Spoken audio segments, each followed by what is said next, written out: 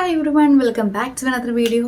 അപ്പോൾ നമ്മുടെ big boss season 6 ഇപ്പം ഫാമിലി വീക്കാണ് പൊയ്ക്കൊണ്ടിരിക്കുന്നത്. അപ്പോൾ ഓരോ ഫാമിലിയിലെയും 1-2 ആൾക്കാർ വീതം ഫാമിലിക്കുള്ളിൽ നമ്മുടെ ബിഗ് ബോസ് വീട്ടിലേക്ക് വന്ന് നമ്മുടെ ബിഗ് ബോസ് കണ്ടസ്റ്റൻസിനെ കാണുകയും അവരുടെ ഗെയിമിനെ പറ്റിയും മറ്റു കാര്യങ്ങളൊക്കെ ചർച്ച ചെയ്യുന്ന ഒരു എപ്പിസോഡാണ് നമ്മൾ കണ്ടുകൊണ്ടിരിക്കുന്നത്. ഇപ്പം സാറ്റർഡേ നമ്മളൊരു ലാലേട്ടം വരുന്നൊരു എപ്പിസോഡ് നമ്മൾ എക്സ്പെക്റ്റ് ചെയ്തിരുന്നു, പക്ഷേ അങ്ങനെ ഒരു എപ്പിസോഡ് ഉണ്ടായിരുന്നില്ല. അതും ഫാമിലി വീക്ക് എന്നുള്ള രീതിയിലാണ് പോകുന്നത്.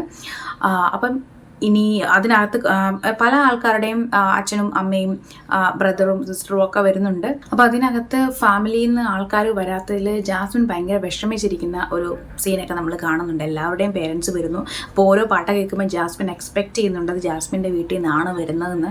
അപ്പോൾ ജാസ്മിൻ ചിന്തിക്കുന്നത് ജാസ്മിനെ ഫാമിലി സപ്പോർട്ട് ചെയ്യുന്നില്ല, അതുകൊണ്ടാണ് ഇവർ വരാത്തത് എന്നൊക്കെ ജാസ്മിൻ ചിന്തിക്കുന്നുണ്ട്. ജാസ്മിൻ റസ്മിനുമായിട്ട് സംസാരിക്കുമ്പം ജാസ്മിൻ പറയുന്നുണ്ടാക്കിയ കാര്യം കേട്ടോ.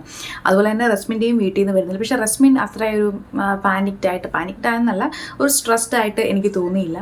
ജാസ്മിനാണ് കുറച്ചുകൂടെ ഫാമിലി എക്സ്പെക്റ്റ് ചെയ്തിരിക്കുന്ന ഒരാളെന്നുള്ള നിലയിൽ കാണുന്നത്. അങ്ങനെ ഇന്ന് സൺഡേ മോർണിംഗ് സോങ്ങിൻ്റെ കൂട്ടത്തിലാണ് നമ്മുടെ ജാസ്മിൻ്റെ ഫാദറും മദറും വരുന്നത്. അപ്പോൾ ജാസ്മിൻ ഭയങ്കര ഹാപ്പിയായി. എന്താണെങ്കിലും ആ കാര്യങ്ങളൊക്കെ അങ്ങനെ പോകും. എനിവേ ഞാൻ സംസാരിക്കണമെന്ന് ആഗ്രഹിക്കുന്നത് ആക്ച്വലി നമ്മുടെ നോറയുടെയും ജാസ്മിൻ്റെയും പേരൻസിനെ പറ്റിയിട്ടാണ് കേട്ടോ. രണ്ട് പേരൻസും രണ്ട് തലത്തിൽ നിൽക്കുന്ന രണ്ട് പേരൻസാണ്, പക്ഷേ കുറേ അധികം സിമിലാരിറ്റീസ് നമുക്ക് കാണാൻ വേണ്ടി പറ്റും. അപ്പോൾ ഇന്നലെ നമ്മുടെ നോറയുടെ പേരൻസ് വന്നപ്പോഴത്തേക്കിനും നമ്മൾ കണ്ടിരുന്നു അവരെങ്ങനെയാണ് നോറയോട് സംസാരിച്ചത്, എങ്ങനെയാണ് അവർ ഓരോ കാര്യങ്ങളെ അപ്രോച്ച് ചെയ്തത് എന്നൊക്കെ. അപ്പോൾ ഇന്ന് അതുപോലെ തന്നെ നമ്മൾ ജാസ്മിൻ്റെ അച്ഛനും അമ്മയും വന്നപ്പം അവരും ജാസ്മിനോട് ഓരോ കാര്യങ്ങൾ ചെയ്യുന്നതൊക്കെ കണ്ടു. അപ്പോൾ ഇന്നലെ നോറയുടെ പേരൻസ് വന്നപ്പോഴത്തേക്കും നോറയുടെ പേരൻസ് പറയുന്നത്, ആദ്യം അവർ പറഞ്ഞിരുന്നു നോറ ഇങ്ങനെ സോഷ്യൽ മീഡിയയിലൊക്കെ എന്തോ ഫോട്ടോസൊക്കെ ഇട്ട് സ്റ്റാർട്ട് ചെയ്ത സമയത്ത് അവർ ഭയങ്കര വറീഡായി. സോഷ്യൽ മീഡിയയിലൊക്കെ ഇങ്ങനെ ഫോട്ടോ ഒക്കെ ഇടുന്ന കാര്യങ്ങൾ പറഞ്ഞ് ഒരു ഡോക്ടറെ പോയി കണ്ടിരുന്നു എന്നൊക്കെ നോറയുടെ മദർ പറയുന്നത് കേട്ടു. ഓക്കെ, അതിനെന്താണ് ഡോക്ടറെ പോയി കണ്ടതെന്ന് എനിക്ക് മനസ്സിലാകുന്നില്ല. പക്ഷേ ആ ഡോക്ടർ നന്നായിട്ടാണ് റെസ്പോണ്ട് ചെയ്തതെന്നാണ് അവർ പറഞ്ഞതെന്ന് എനിക്ക് മനസ്സിലാകുന്നത്.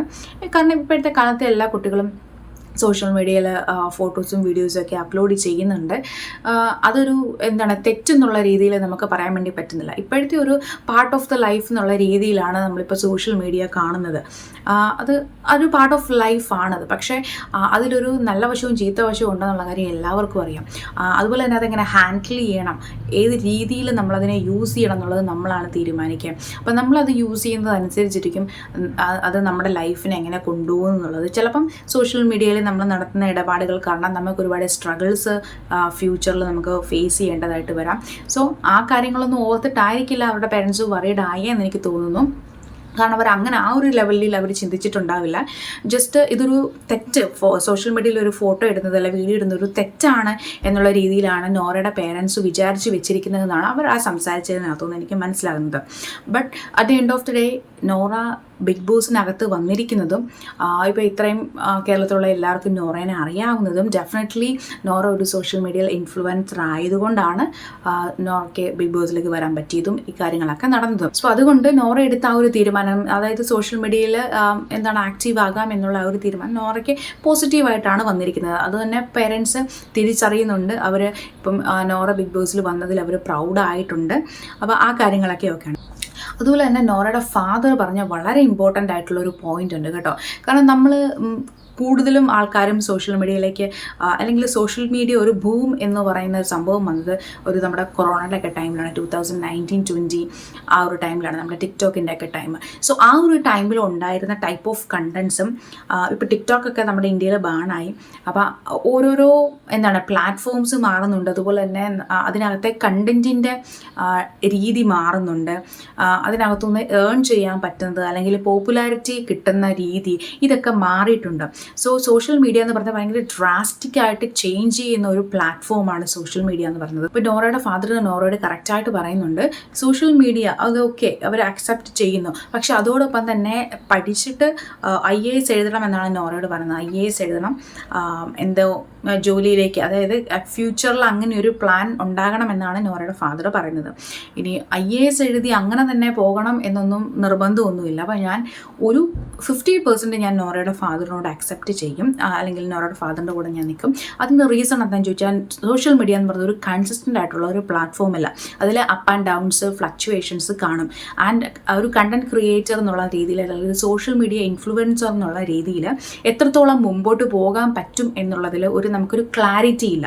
അതായത് നമ്മുടെ ഫ്യൂച്ചർ ഇൻ സോഷ്യൽ മീഡിയ എന്ന് പറയുന്നത് ഒരു ക്ലിയർലി ഡിഫൈൻഡ് അല്ല. നമുക്കൊരു നല്ല ഫ്യൂച്ചർ ഉണ്ടാകും എന്നുള്ള കാര്യം നമുക്ക് ഒരിക്കലും ഇപ്പോൾ പറയാൻ വേണ്ടി പറ്റില്ല. അതിന് റീസൺ തന്നെ സോഷ്യൽ മീഡിയയുടെ, അതിൻ്റെ കണ്ടൻറ്റിൻ്റെ, അല്ലെങ്കിൽ സോഷ്യൽ മീഡിയ പ്ലാറ്റ്ഫോംസിൻ്റെ നേച്ചർ അതിങ്ങനെ ഫ്ലക്ച്വേറ്റ് ചെയ്തുകൊണ്ടിരിക്കും. ആ ഒരു ചേഞ്ചിനനുസരിച്ച് നമുക്ക് അഡാപ്റ്റ് ചെയ്യാൻ പറ്റിയില്ലെങ്കിൽ നമുക്കതിനകത്ത് സസ്റ്റെയിൻ ചെയ്ത് നിന്നു പോകാൻ പറ്റില്ല. സോ ആ ഒരു രീതിയിൽ ആ ഒരു കാര്യം പരിഗണിക്കുമ്പോൾ നോറയുടെ ഫാദർ പറയുന്നത് കറക്റ്റായിട്ടുള്ളൊരു പോയിൻ്റാണ്. പക്ഷേ അതിന് നോറ IAS എഴുതി എടുക്കണം എന്നൊന്നുമില്ല. അതിനുശേഷം നോറ തന്നെ പറയുന്നുണ്ട് നോറയ്ക്ക് IAS എന്ന് എഴുതി എടുക്കണം എന്ന് ആഗ്രഹമില്ല, അത് ആ പേരൻസിന് വേണ്ടിയിട്ട് ചെയ്യുന്നതാണ്. ശരിക്കും പേരൻസിന് വേണ്ടിയിട്ടല്ല നമ്മൾ ചെയ്യേണ്ടത്. നമ്മുടെ ഫ്യൂച്ചർ സെക്യൂർ ആയിരിക്കണം എന്നുള്ളതനുസരിച്ച് നമുക്ക് എന്താണോ വേണ്ടത് അതനുസരിച്ചാണ് നമ്മൾ മുമ്പോട്ട് പോകേണ്ടത്. സോ ആ ഒരു കാര്യത്തിൽ ഞാൻ നോറയുടെ ഫാദറിനോട് അഗ്രി ചെയ്യുന്നില്ല. കാരണം നമ്മുടെ ഫ്യൂച്ചർ എന്താകണം, നമ്മൾ ഏത് കരിയറിലേക്ക് പോകണം എന്നുള്ളത് നമ്മൾ തീരുമാനിക്കണം. കാരണം നമുക്കൊരു പാഷൻ ഇല്ലാതെ നമ്മളൊരു കാര്യം ചെയ്താൽ അതിനൊരു 100% ഒരു റിസൾട്ട് കിട്ടത്തില്ല. അതൊരു ഒരു സത്യമാണ്, അതല്ലേ? ഓക്കെ, ഇനി ജാസ്മിൻ്റെ പേരൻസിൻ്റെ അടുത്തേക്ക് വരുവാണ്. അപ്പം ജാസ്മിൻ്റെ പേരൻസിനെ പറ്റി ജാസ്മിൻ ബിഗ് ബോസിൽ പറഞ്ഞതും പുറത്ത് നടന്ന ഇൻ്റർവ്യൂസ് കാര്യങ്ങൾ എല്ലാം വെച്ചിട്ട് നമുക്ക് ജാസ്മിൻ്റെ ഫാദറിനെ പറ്റിയിട്ട് നമുക്കൊരു പിക്ചർ ഉണ്ടായിരുന്നു. പക്ഷേ ആ ഒരു പിക്ചറിൽ ഉണ്ടായിരുന്ന ജാസ്മിൻ്റെ ഫാദർ അല്ല ബിഗ് ബോസ് വീട്ടിലേക്ക് വന്ന ജാസ്മിൻ്റെ ഫാദർ. കാരണം കുറേയധികം യൂട്യൂബേഴ്സ് കണ്ണിൽ എണ്ണ ഒഴിച്ച് ജാസ്മിൻ്റെ ഫാദർ ബിഗ് ബോസ് ഹൗസിനുള്ളിൽ വന്നിട്ട് ജാസ്മിനിട്ട് 2 പൊട്ടിക്കുന്നതും അവിടെ ഒരു വലിയ സീൻ ഉണ്ടാക്കുന്നതും ഫൈറ്റ് ഉണ്ടാക്കുന്നതും അത് വെച്ചിട്ട് കുറേയധികം കണ്ടന്റ് ഉണ്ടാക്കുകയും ഒക്കെ ഉണ്ടാക്കാൻ വേണ്ടി കുറേയധികം യൂട്യൂബേഴ്സും കുറേ ഓൺലൈൻ മീഡിയാസും ഒക്കെ ഇങ്ങനെ കാത്തിരുന്നിട്ടുണ്ടായിരുന്നു. സോ അവർ എക്സ്പെക്ട് ചെയ്തൊരു സാധനം എന്താണല്ലോ അവിടെ കിട്ടിയിട്ടില്ല. അത് എൻ്റെ ഒരു പോയിന്റ് ഓഫ് വ്യൂവിൽ ജാസ്മിൻ്റെ ഫാദർ ആ ഒരു ഇൻസിഡൻറ്റിനെ, ആ ഒരു പ്രശ്നത്തിനെ വളരെ നൈസായിട്ടാണ് അഡ്രസ്സ് ചെയ്തതും ഡീൽ ചെയ്തതും. കാരണം ഈ പുറത്തു നിന്ന് പറയുന്ന കമൻറ്റ് ചെയ്യുന്ന ആൾക്കാർക്കും ജാസ്മിനെ ക്രിട്ടിസൈസ് ചെയ്യുന്ന ആൾക്കാർക്കും ഒക്കെ ജാസ്മിനെ അറിയത്തില്ലാത്തവരാണ്. കാരണം പേഴ്സണലി ജാസ്മിൻ ആരാണ്, എങ്ങനെയാണ് ജാസ്മിൻ എന്നുള്ള കാര്യം അറിയാവുന്നത് ജാസ്മിൻ്റെ വെരി ക്ലോസ് ആയിട്ടുള്ള ഫ്രണ്ട്സിനും ഒബ്വിയസ്ലി അവരുടെ പേരൻസിനും സിബ്ലിങ്സിനുമാണ്. സോ അതുകൊണ്ട് തന്നെ ആ ഒരു പ്രശ്നത്തിനെ കറക്റ്റായിട്ട് എങ്ങനെ ഡീൽ ചെയ്യണം എന്നുള്ള കാര്യം വളരെ കൃത്യമായിട്ട് അറിയാവുന്ന ഒരാളാണ് ജാസ്മിൻ്റെ ഫാദർ. ഓഫ് കോഴ്സ് വളരെ ചെറുപ്പം മുതലേ ജാസ്മിനെ അറിയാവുന്ന, ജാസ്മിൻ്റെ നേച്ചർ അറിയാവുന്ന, ഒരു പർട്ടിക്കുലർ ഇൻസിഡൻറ്റിൽ ജാസ്മിൻ എങ്ങനെ ബിഹേവ് ചെയ്യും, അല്ലെങ്കിൽ ജാസ്മിൻ ഒരു ഇൻസിഡൻറ്റ് ഒരു പ്രശ്നത്തിൽ നിൽക്കുമ്പം അതിനെ എങ്ങനെ അഡ്രസ്സ് ചെയ്യണം, ജാസ്മിനോട് എങ്ങനെ പറഞ്ഞു കൊടുക്കണം എന്നുള്ള കാര്യത്തിൽ വളരെ ക്ലിയർ ആയിട്ടുള്ള പിക്ചറുള്ള ഒരാളാണ് ജാസ്മിൻ്റെ ഫാദർ. എല്ലാ പേരൻസും അങ്ങനെയാകണമെന്ന് ഒരു നിർബന്ധവുമില്ല. വളരെ ടോക്സിക് ആയിട്ടുള്ള പേരൻസും ഉണ്ട്. ഇനിയിപ്പോൾ ജാസ്മിൻ്റെ പേരൻസ് ടോക്സിക് ആണോ അല്ലയോ എന്നൊന്നും നമുക്ക് ഈ ഒരു കാര്യം വെച്ച് നമുക്ക് ഡിഫൈൻ ചെയ്യാനും പറ്റത്തില്ല. It's just A show. പക്ഷേ ഇതിൽ നമ്മൾ മനസ്സിലാക്കേണ്ട ഒരു കാര്യം, ഈ പേരൻസ് എന്ന് പറയുന്ന ആൾക്കാർ ഇതുപോലെ സോഷ്യൽ മീഡിയ ഇൻഫ്ലുവൻസേഴ്സോ അല്ലെങ്കിൽ ഇതുപോലത്തെ പ്ലാറ്റ്ഫോമിൽ വന്ന് സംസാരിക്കുന്നവരോ ഒന്നുമല്ല. അവർ വളരെ സാധാരണക്കാരായിട്ടുള്ള ആൾക്കാരാണ്. സോ ഡെഫിനറ്റ്ലി അവർ ആ ഒരു ഹൗസിലേക്ക് വരുന്നതിന് മുമ്പും അവർക്കൊരു ഗ്രൂമിങ് കിട്ടിയിട്ടുണ്ടായിരിക്കും. എങ്ങനെ ബിഹേവ് ചെയ്യണം, എങ്ങനെയൊക്കെ കാര്യങ്ങളെ അപ്രോച്ച് ചെയ്യണം, എന്തൊക്കെ കാര്യങ്ങൾ ചെയ്യണം, എന്തൊക്കെ കാര്യങ്ങൾ ചെയ്യരുത്, എന്തൊക്കെ കാര്യങ്ങൾ സംസാരിക്കണം എന്നുള്ള കാര്യത്തിൽ വളരെ ക്ലിയർ ആയിട്ടുള്ളൊരു പിക്ചർ, ഒരു ട്രെയിനിങ് കിട്ടിയതിന് ശേഷമാണ് എന്തായാലും ഇവർ അതിനകത്തേക്ക് വരുന്നത്. പിന്നെ അതിനകത്തേക്ക് വന്നു കഴിഞ്ഞാൽ ഇവർക്ക് ബിഗ് ബോസിന് ഒരു കൺട്രോൾ അവരെ ചെയ്യാൻ വേണ്ടി പറ്റില്ല. അവൻ എന്ത് വിചാരിക്കുന്നു അത് തന്നെയായിരിക്കും അവരവിടെ പ്രവർത്തിക്കാൻ വേണ്ടി പോകുന്നത്. But I really appreciate him. വളരെ പക്വതയോടെയാണ് അത് പുള്ളി ഡീൽ ചെയ്തത്. അതുപോലെ തന്നെ ജാസ്മിൻ അത് ഭയങ്കര ഇപ്പം ശ്രീധുവിൻ്റെ അമ്മ വന്ന് ശ്രീധുവിനോട് സംസാരിച്ചപ്പോൾ ശ്രീധു ഭയങ്കര ഡിസ്ട്രസ്ഡ് ആകുന്നത് നമ്മൾ കണ്ടു. അതിന് ബിഗ് ബോസ് വാർണിങ്ങും കൊടുക്കുന്നു. ജാസ്മിൻ്റെ ഫാദറിനും ബിഗ് ബോസ് വാർണിങ് കൊടുത്തിട്ടുണ്ടായിരുന്നു. പക്ഷേ ജാസ്മിൻ്റെ ഫാദർ ശ്രീധുവിൻ്റെ അമ്മ ഡീൽ ചെയ്ത പോലെ എല്ലാ കാര്യങ്ങളും ഡീൽ ചെയ്ത. ശ്രീധുവിൻ്റെ കേസിൽ നോക്കുവാണെങ്കിൽ അതൊരു വളരെ മൈനറായിട്ടുള്ളൊരു പ്രശ്നമാണ്, വളരെ ചെറിയ ഒരു പ്രശ്നമാണ് ജാസ്മിൻ്റെ ഈ ഒരു ഇഷ്യൂ വെച്ച് നോക്കുമ്പോഴത്തേക്കിനും. അപ്പം ജാസ്മിൻ്റെ ഫാദറിനെ സംബന്ധിച്ചിടത്തോളം പുള്ളി ഉദ്ദേശിക്കുന്നത് ജാസ്മിൻ പെട്ടുകിടക്കുന്ന ഈ ഒരു ഡൈലാമ എന്നൊക്കെ നമ്മൾ പറയില്ലേ, അതിനകത്തുനിന്ന് ജാസ്മിനെ ഒന്ന് പുറത്തേക്ക് എത്തിക്കണം.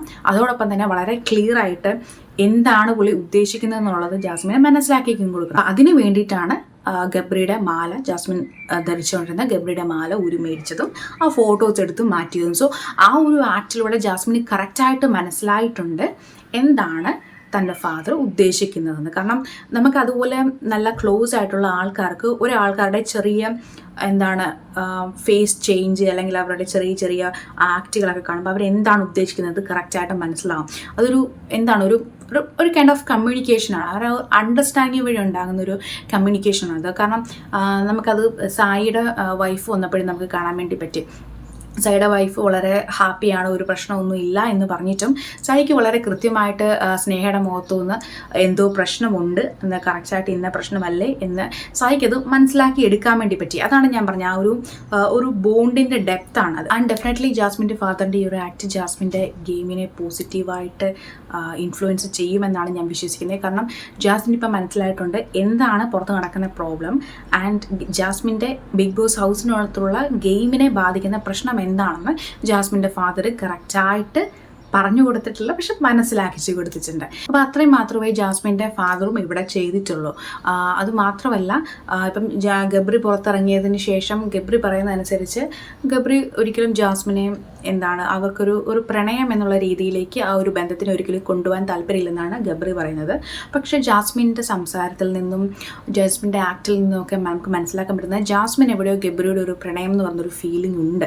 സോ അതൊരു ഡേഞ്ചറിലേക്ക് പോയി ഗബ്രി റിജക്റ്റ് ചെയ്യുമ്പം ജാസ്മിന് ഒരു വിഷമം ഉണ്ടാകാതിരിക്കാനും ഒക്കെ വേണ്ടിയിട്ടായിരിക്കാം ജാസ്മിൻ്റെ ഫാദർ അങ്ങനെ ചെയ്തിരിക്കുക. കാരണം ജാസ്മിൻ എന്ന് പറഞ്ഞൊരു 23 years old ഉള്ള ഒരു ചെറിയ പെൺകുട്ടിയാണ്. കാരണം ഒരുപാട് ജീവിതാനുഭവങ്ങളും ഒന്നും ഇല്ലാത്തൊരു കുട്ടിയാണ്. അപ്പം എനിക്ക് തോന്നുന്ന ഒരു 23 വയസ്സുള്ള ഒരു പെൺകുട്ടി എന്ന് പറഞ്ഞാൽ ഇങ്ങനെയൊക്കെ തന്നെ പെരുമാറത്തുള്ളൂ. ഇനി ഈ കമൻറ്റ് ബോക്സിലൊക്കെ വന്ന് കിടന്ന് ചിലക്കുന്ന ആൾക്കാർ ഈ ജാസ്മിൻ എന്ന് പറയുന്ന ഒരു 10-35 വയസ്സുള്ള ഭയങ്കര എക്സ്പീരിയൻസ്ഡ് ആയിട്ടുള്ള ഒരാൾ സംസാരിക്കുന്ന പോലെ ബിഹേവ് ചെയ്യണമെന്ന് പറയുന്നത് അതിനോട് എനിക്ക് യോജിക്കാൻ വേണ്ടി പറ്റുന്നില്ല. കാരണം ഞാൻ മുമ്പും പറഞ്ഞിട്ടുണ്ട്, ഒരാൾ ഒരു കാര്യത്തിനെ അപ്രോച്ച് ചെയ്യുന്ന അവരുടെ എക്സ്പീരിയൻസ് വെച്ചിട്ടും അവരനുഭവിച്ച കാര്യങ്ങളൊക്കെ വെച്ചിട്ടുമാണ്. സോ അതുകൊണ്ട് തന്നെ ജാസ്മിൻ ഇങ്ങനെ ബിഹേവ് ചെയ്യുന്നതിനോട് അത് ജാസ്മിൻ്റെ ശരിയാണ്. പക്ഷെ അത് ജാസ്മിനെ തെറ്റിലേക്കാണ്, അല്ലെങ്കിൽ ജാസ്മിനെ പിന്നീട് ഫ്യൂച്ചറിൽ കൂടുതൽ ഡിപ്രഷനിലേക്കാണ് കൊണ്ടുപോകുന്നതെങ്കിൽ അതിനകത്ത് ഇടപെടാൻ വേണ്ടിയിട്ട് ജാസ്മിൻ്റെ ഫാദറിന് പറ്റിയിട്ടുണ്ട് എന്നാണ് ഞാൻ വിശ്വസിക്കുന്നത്. അപ്പോൾ അങ്ങനെ ഇന്നുകൊണ്ട് ഫാമിലി റൗണ്ട് തീർന്നിരിക്കുവാണ്. ഇനി അടുത്ത എന്തോ പണപ്പെട്ടി ടാസ്ക് ഒക്കെ വരുന്നുണ്ടെന്നൊക്കെ കേൾക്കുന്നു. അപ്പോൾ ഓരോ ആൾക്കാർ എന്തൊക്കെ ഡിസിഷനാണ് എടുക്കാൻ പോകുന്നത്, ആരൊക്കെയാണ് ടോപ്പ് 5 വരാൻ വേണ്ടി പോകുന്നത് എന്നൊക്കെ ഭയങ്കര അധികം എക്സൈറ്റഡ് ആയിട്ടാണ് ഞാൻ ഇരിക്കുന്നത്. ഒരു കഴിഞ്ഞ ആഴ്ചത്തെ പോലത്തെ ഒരു ന്യൂട്രൽ ആയിട്ടുള്ള എപ്പിസോഡ്സ് അല്ലാതെ കുറച്ച് എക്സൈറ്റഡ് ആയിട്ടുള്ള എപ്പിസോഡ്സ് കിട്ടുമെന്ന് നമുക്ക് പ്രതീക്ഷിക്കാം. അപ്പോൾ അടുത്ത വീഡിയോയിൽ വീണ്ടും കാണാം. ബൈ.